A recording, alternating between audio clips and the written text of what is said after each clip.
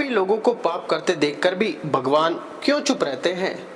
दोस्तों, एक समय की बात है जब देवर्षि नारद नारायण नारायण का जाप करते हुए भगवान शिव के दर्शन करने के उद्देश्य से कैलाश पर्वत पर जाते हैं। फिर देवर्षि नारद को देखकर भगवान शिव प्रसन्न होते हैं और कहते हैं, हे नारद, आज अचानक किस कारण से कैलाश पर तुम्हारा आगमन हुआ है। अवश्य ही कोई विशेष कार्य होगा जिसका भाग बनकर तुम यहाँ पर आए हो। फिर नारद जी कहते हैं, हे भोलेनाथ, आप तो अंतर्यामी हैं, भला आपसे कोई बात कैसे छिपी रह सकती है। हम यहाँ किस लिए आए हैं आपको भली भांति पता है।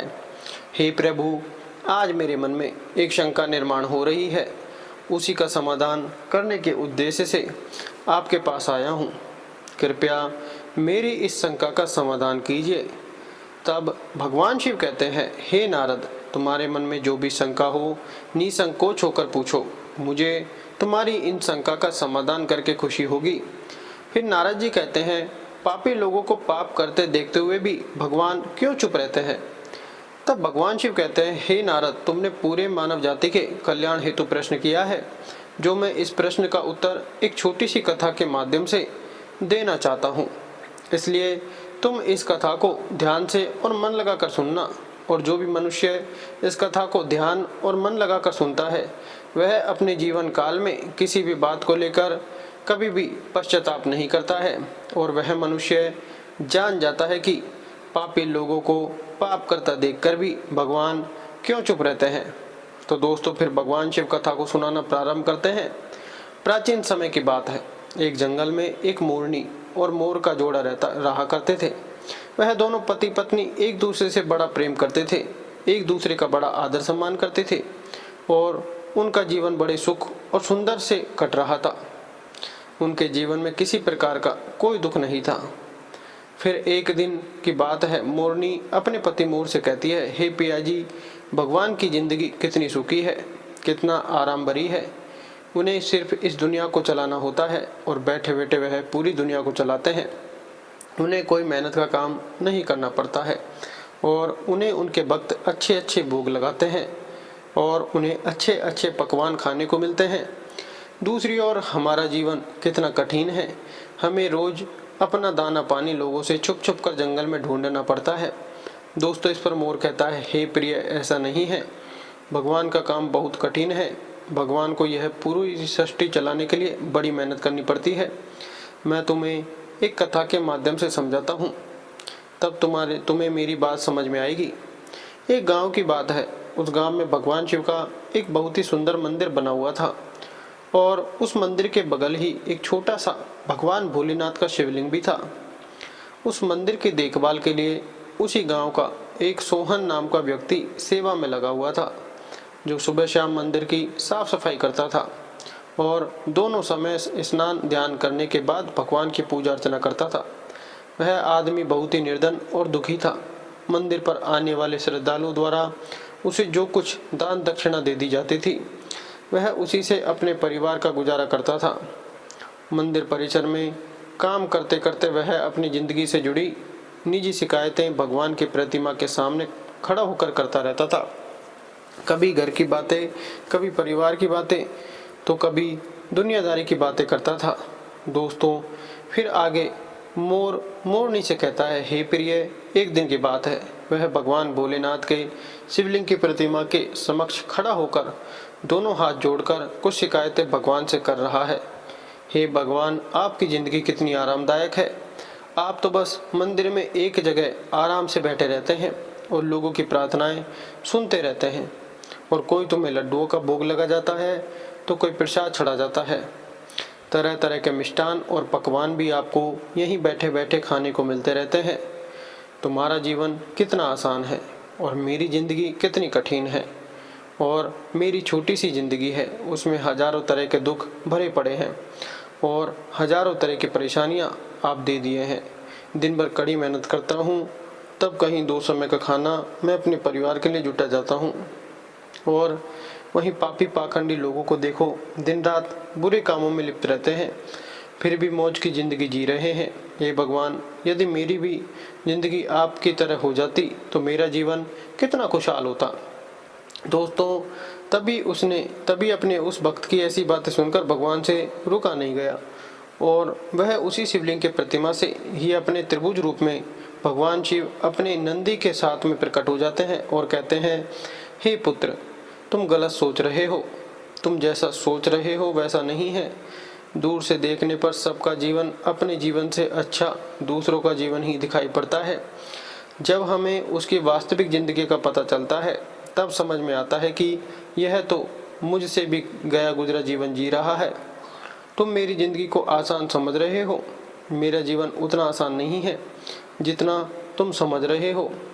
मुझे भी बहुत सारी चीज़ें देखनी पड़ती हैं, बहुत सी व्यवस्थाएं बनानी पड़ती है, बहुत सी चिंताएं लगी रहती हैं। अच्छे के साथ अच्छा कैसे हो और बुरे के साथ बुरा कैसे हो, यह सब सोचना पड़ता है। कोई किसी असहाय को रुलाता है, कोई पीड़ित को पीड़ित करता है तो उसकी रक्षा करनी पड़ती है। मेरी जिम्मेदारी को जिस दिन तुम समझ जाओगे उस दिन तुम्हें मेरी मेहनत के बारे में भी पता चल जाएगा। दोस्तों, फिर भगवान शिव उस सोहन नाम के व्यक्ति से कहते हैं, हे पुत्र, इतना आसान नहीं है भगवान बनना। जिस तरह एक पिता बनकर मनुष्य अपनी संतान के लिए अपने दायित्वों को निभाता है, उनके दुख सुख अच्छे बुरे का ख्याल रखता है, उसी तरह मुझे भी तुम सबका ख्याल रखना पड़ता है। इतनी सारी जिम्मेदारियों को एक साथ निभाना कोई आसान काम नहीं है। दोस्तों, फिर भगवान भोलेनाथ की बात सुनकर वह भक्त बोला, हे भगवान भोलेनाथ, आप तो बहुत ही भोले भाले हैं। आप यह कैसी बातें कह रहे हैं? आपका काम तो सचमुच में बड़ा ही आसान है। जिस तरह पूरे दिन आप बैठे रहते हैं, आपकी तरह तो मैं भी किसी समय बैठा रहता हूँ तो किसी समय खड़ा रह सकता हूँ। इसमें क्या बड़ी बात है? दोस्तों, तब भगवान शिव कहते हैं, हे पुत्र, मैं फिर कहता हूँ, तुम यह नहीं कर पाओगे। मेरे इस कार्य में बड़े धैर्य की आवश्यकता पड़ती है और मनुष्य में इतना धैर्य नहीं होता है कि वह परिणाम घोषित होने तक रुक सके। मनुष्य के अंदर यह कमजोरी होती है कि वह थोड़ा सा सुख पाता है तो वह घमंड से भर जाता है और जरा भी दुख आ जाता है तो वह टूटकर शीशे की भांति बिखर जाता है। वह अपने धैर्य को बनाकर नहीं रख पाता है। दोस्तों, फिर भक्त बोला, अच्छा, अगर ऐसी बात है तो आप मुझे एक दिन के लिए आपकी ज़िंदगी जी लेने दीजिए, फिर आप जैसा कहेंगे मैं वैसा ही करूँगा। दोस्तों, मोर आगे अपनी पत्नी मोरनी से कहता है कि हे प्रिय, भगवान भोलेनाथ ने उस सोहन नाम के व्यक्ति को बहुत समझाया, पर वह बड़ा जिद्दी था। उसने भगवान शिव की एक भी बात नहीं मानी। फिर भगवान भोलेनाथ ने भी सोचा कि चलो, मैं इसे एक दिन के लिए अपनी ज़िंदगी दे ही देता हूँ। कुछ लोगों पर उपदेशों की बातों का कोई प्रभाव नहीं पड़ता है। वह संसार की ठोकर खाने के बाद ही सही राह पकड़ते हैं। फिर भगवान शिव ने कहा, बेटा ठीक है, एक दिन के लिए मैं तुम्हें भगवान बनाता हूँ और तुम्हारी ज़िंदगी मैं जीता हूँ। फिर देखते हैं कि तुम मेरा काम किस ढंग से करते हो। और हाँ, मेरी ज़िंदगी जीने के लिए तुम्हें कुछ शर्तों का पालन करना होगा। दोस्तों, फिर वह सोहन नाम का भक्त बोला, हे भगवान भोलेनाथ, मैं आपकी सारी शर्तें मानने के लिए तैयार हूँ। बताइए आपकी क्या शर्तें हैं? तब भगवान शिव कहते हैं, हे पुत्र, तुम ध्यान से सुनो। मंदिर में रोजाना बहुत से लोग आएंगे जाएंगे, जिसमें अच्छे भी लोग होंगे और बुरे भी लोग होंगे, क्योंकि भगवान पर तो सबका ही अधिकार होता है। यदि किसी पिता का एक बेटा निकम्मा निकले तो क्या वह पिता उसे अपना बेटा नहीं मानेगा? इसी तरह अच्छे बुरे दोनों लोग मेरे बच्चे हैं, परंतु परिणाम में उनको उनके कर्मों के अनुसार ही देता हूँ। दोस्तों, फिर भगवान भोलेनाथ कहते हैं, बेटा, जब तुम भगवान बनकर मेरे स्थान पर खड़े होंगे तो तुम्हें अच्छा कहने वाले लोग भी आएंगे और बुरा कहने वाले भी आएंगे। तब तुम्हें चुपचाप उनकी बातें सहन करनी होगी और धैर्य के साथ उनकी बातों को सुनना होगा और उनके अच्छे बुरे कर्म को देखना होगा। तुम्हें अपनी तरफ से कुछ भी भक्त से नहीं करना होगा, चाहे कुछ भी हो जाए। फिर कहा, ठीक है प्रभु, मुझे आपकी सारी शर्तें मंजूर हैं। मित्रों, अब तो भगवान भोलेनाथ ने उस भक्त से एक दिन के लिए जिंदगी बनाकर बदल दी और एक दिन के लिए उसे भगवान शिवलिंग में विराजमान कर दिया और स्वयं सेवक बनकर मंदिर की सेवा करने लगे।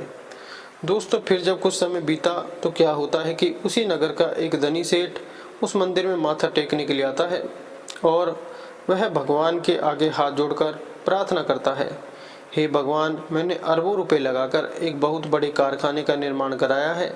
मुझे आप ऐसा आशीर्वाद दीजिए कि मेरा कारखाना बहुत तेज़ी से चलने लगे और मैं उससे खूब सारा धन कमाऊं। दोस्तों, वह सेठ अपनी प्रार्थना कहने के बाद माथा टेकने के लिए जब नीचे झुका तो उसके जेब से पैसों से भरा हुआ बटुआ निकलकर जमीन पर गिर पड़ा और उसे अपना बटुआ दिखाई नहीं दिया, जिससे वह वहां से उठकर जाने लगा। उधर शिवलिंग में विराजमान भगवान का भक्त यह सब देख रहा था कि उसने देखा कि अरे, सेठ का बटुआ तो यहीं पर गिर गया है। एक बार तो उसके मन में आया कि क्यों ना इस सेठ को आवाज़ लगाकर उसे कह दूं कि उसका बटुआ यहीं पर गिर गया है। लेकिन फिर उसे भगवान शिव की शर्त याद आ गई कि भगवान भोलेनाथ ने कहा है कि चाहे अच्छा हो या बुरा तुम्हें बोलना नहीं है, तुम सिर्फ उसे देखते रहना। यही सोचकर भगवान बना हुआ वह भक्त चुपचाप देखता रहा। दोस्तों, तभी उस मंदिर में एक बहुत ही गरीब आदमी आता है और वह भगवान भोलेनाथ के शिवलिंग के सामने खड़ा होकर कहता है, हे भगवान, मैं बहुत गरीब आदमी हूँ। इस गरीबी में मैं बड़े दुख का जीवन जी रहा हूँ। परिवार का पेट पालना भी मुश्किल हो रहा है। घर में माँ बीमार है, उसका इलाज कराने के लिए मेरे पास पैसे नहीं हैं। मैं कहाँ से व्यवस्था करूँ, कुछ समझ नहीं आ रहा है कि आगे का मेरा जीवन कैसा चलेगा। आज मेरे पास मात्र 1 रुपये है, इससे तो न एक समय का राशन आ पाएगा और न माँ की दवाई। कुछ कृपा कर दो भोलेनाथ, जिससे मेरी ज़रूरतें पूरी हो जाए। मित्रों, इतना कहकर वह आदमी मंदिर से जाने लगा।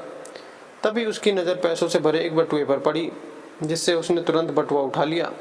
उसमें बहुत सारे पैसे देखकर वह मन ही मन खुश होने लगा और भगवान को धन्यवाद देने लगा। हे भगवान भोलेनाथ, आप वास्तव में बड़े महान हो। आपने मेरी प्रार्थना इतनी जल्दी सुन ली। इन पैसों से अब मैं अपने परिवार के लिए राशन की व्यवस्था करूंगा और माँ का इलाज कराऊंगा। दोस्तों, फिर उधर भगवान बनकर शिवलिंग में विराजमान भक्त सोचने लगा, अरे, यह बटुआ तो उस अमीर सेठ का है और यह गरीब आदमी इसे उठाकर ले जा रहा है। दोस्तों, एक बार तो उसके मन में आया कि आवाज़ देकर इसे बता दूं कि यह बटुआ उसका नहीं बल्कि एक सेठ का है जो वह उसे ले जा रहा है। लेकिन तुरंत ही उसे भगवान भोलेनाथ की वह शर्त याद आ गई, इसलिए वह चुपचाप मौन बनकर शिवलिंग के प्रतिमा में विराजमान था। अब गरीब आदमी के जाने के कुछ देर बाद मंदिर में एक व्यक्ति और आता है और वह तीसरा व्यक्ति एक सैनिक था जो अगले ही दिन अपने राजा के साथ युद्ध पर जा रहा था। वह मंदिर में भगवान से प्रार्थना करने आया था कि उसकी यात्रा सुरक्षित रहे और वह युद्ध के बाद सकुशल अपने घर लौट आए। वह सैनिक प्रार्थना कर ही रहा था कि इतने में वही व्यापारी अपने कुछ लोगों के साथ मंदिर में दाखिल होता है, जिसका पैसों से भरा हुआ बटुआ मंदिर में गिर गया था। अब सेठ के कहने पर सेठ के लोगों ने उस सैनिक को पकड़ लिया और उसे पकड़कर ले जाने लगे। दोस्तों, यह बात भगवान बने हुए उस भक्त को बिल्कुल भी सही नहीं लगी, क्योंकि वह सैनिक तो बिल्कुल निर्दोष था। बटुआ तो वह गरीब आदमी लेकर गया था। फिर भगवान बने हुए भक्त को अपने सामने होता यह अन्याय का काम पसंद नहीं आया और कहने लगा, हे सेठ, तेरा बटुआ इसने नहीं चुराया है। तेरा बटुआ तो इससे पहले मंदिर में आया एक गरीब आदमी ने चुरा ले गया है। मैं भगवान हूँ और मैंने सब कुछ देखा है। मित्रों, अब भला सेठ और सेठ के लोग भगवान की बात क्यों नहीं मानते। उन्होंने तुरंत सैनिक को छोड़ दिया और उस गरीब आदमी को पकड़ लाए। उससे सेठ का बटुआ भी छीन लिया और वह बेचारा बड़ा निराश हुआ। उधर जब एक दिन का समय पूरा हुआ तो भगवान भोलेनाथ मंदिर में आए और उधर भगवान बने हुए उस भक्त ने पूरे दिन का घटनाक्रम भगवान भोलेनाथ को सुनाया और बड़े गर्व से कहा, हे भगवान, आज मैंने एक सैनिक के साथ हो रहे अन्याय को होने से रोक लिया। आपने देखा एक दिन भगवान बनकर मैंने कितना महत्वपूर्ण कार्य किया है। तब भगवान शिव भक्त की बात सुनी और कहने लगे, बेटा, तुमने न्याय नहीं अन्याय किया है। तुमने उस गरीब आदमी को पकड़वा कर उसके परिवार के मुंह से भोजन का निवाला छीना है, उसकी बीमार माँ का इलाज होने से रोका है। यह तुमने बहुत बड़ा अन्याय कर दिया है। वह सेठ बड़ा अधर्मी था, उसने पाप करके करोड़ों रुपए की दौलत जोड़ी है। गरीबों का पेट काट कर उसने उन पैसों को जमा किया है। यदि उसका बटुआ छूट गया था तो क्या हुआ, कम से कम किसी गरीब का कुछ भला हो जाता और उस सेठ के कुछ पाप भी कम हो जाते। तुमने उस सैनिक को बचाकर भी बहुत बड़ा अन्याय किया है। वह सैनिक अपने राजा के साथ युद्ध में जाकर एक कमजोर देश का राज हड़पने वाला था। जानते हो उस युद्ध में कितने निर्दोष सैनिक मारे जाएंगे। तुमने उसे बचाकर अन्याय किया है। भक्त को भगवान भोलेनाथ की बात को सुनकर बड़ा पश्चाताप हुआ और कहने लगा, हे भगवान भोलेनाथ, मैं तो वही देख पा रहा था जो मेरी आंखों के सामने हो रहा था। उसके पीछे की सच्चाई कुछ और होगी, यह मैं नहीं देख पा रहा था। फिर भक्त आगे कहता है, हे भगवान भोलेनाथ, दुनिया को सिर्फ आप ही चला सकते हैं, क्योंकि आप जीवन के हर पहलू को अच्छी तरह से देख सकते हैं। आप जो करते हैं अच्छा ही करते हैं। गलत तो हम हैं जो जीवन की वास्तविकता को समझ नहीं पाते और उससे पहले ही आप पर दोष लगा देते हैं। जब हमारे साथ कुछ गलत हो रहा होता है या हमारे हिसाब से कुछ नहीं होता है तो उस समय हम अपना धैर्य खोकर भगवान को दोषी कहने लगते हैं और उन्हें दोष देने लगते हैं। हम यह समझ नहीं पाते कि हमारे साथ हो रहे गलत कार्य में भी भगवान की कोई न कोई योजना छुपी हुई होती है जो आगे चलकर हमारे लिए हितकर साबित हो सकती है। दोस्तों, फिर वह भक्त भगवान भोलेनाथ से कहता है, हे भोलेनाथ, मनुष्य की समझदारी इसी में है कि हमें गंभीरता पूर्वक कार्य के आगे और पीछे के परिणाम को सोच लेना चाहिए। यदि आपके साथ आपकी मर्जी के अनुसार कुछ नहीं हो रहा है तो उसमें भगवान की मर्जी समझनी चाहिए और आगे भगवान जो करते हैं वह अच्छा ही करते हैं, ऐसा सोचकर अपने कर्तव्य पर ध्यान देना चाहिए। दोस्तों, फिर उसके बाद भगवान शिव उस भक्त से कहते हैं, हे पुत्र, क्या अब तुम्हें पता चल गया कि भगवान बनना इतना आसान नहीं है। फिर आगे वह भक्त कहता है, हे भोलेनाथ, आप जितने भोले भाले हैं इतनी ही सरलता से लोगों के दुख को दूर कर देते हैं और उन्हें ज्ञान दे देते हैं। तो हे प्रभु, अब मैं समझ गया हूँ, कुछ भी बनना आसान है पर भगवान बनना इतना आसान नहीं है। दोस्तों, उसके बाद भगवान भोलेनाथ उस भक्त को तथास्तु करके वहाँ से सीधा कैलाश पर्वत पर पुनः पहुँच जाते हैं। फिर भगवान शिव देवर्षि नारद से कहते हैं, वह मोर अपनी पत्नी से कहता है कि हे प्रिय, अब बात करते हैं उन दो कारणों की जिनकी वजह से भगवान पाप होते हुए भी देखकर चुप क्यों रहते हैं। पहला कारण तो यह है कि भगवान तब तक आपकी मदद नहीं करेंगे जब तक आप दुनिया वालों पर निर्भर रहेंगे। जिस दिन आप खुद पर तथा भगवान पर निर्भर हो जाएंगे उस दिन वह आपकी मदद के लिए जरूर आएंगे। दूसरा कारण यह है कि भगवान मनुष्य के कर्म भी देखकर चलते हैं कि किसको कहाँ पर किस कर्म का दंड मिलना चाहिए और किसको किस कर्म का फल मिलना चाहिए। भगवान हमेशा आपके अगले और पिछले सारे कर्मों को देखकर हिसाब करते हैं। भगवान को समर्पित होकर चलिए तो आपका कभी भगवान बुरा नहीं होने देंगे। दोस्तों, फिर आगे देवर्षि नारद इस कथा को सुनकर अति प्रसन्न होते हैं और कहते हैं, हे प्रभु, आप इस संसार में आदि और अनंत हैं। आज आपने मुझे इस कथा को सुनाकर मेरे मन को शांत किया है। वीडियो अच्छा लगे तो वीडियो को लाइक करें, चैनल को सब्सक्राइब जरूर करें। धन्यवाद।